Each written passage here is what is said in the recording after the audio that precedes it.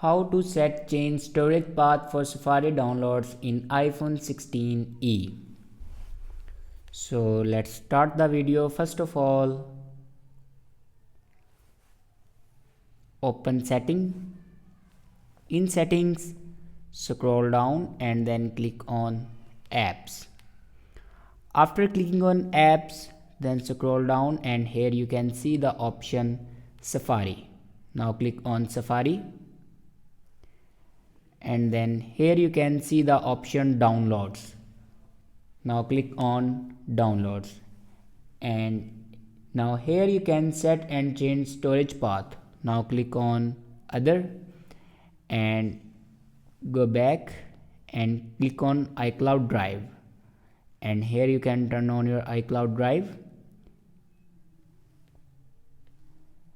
After that, go back and open Safari again and then click on downloads. Now here you can change it to iCloud Drive or on my phone.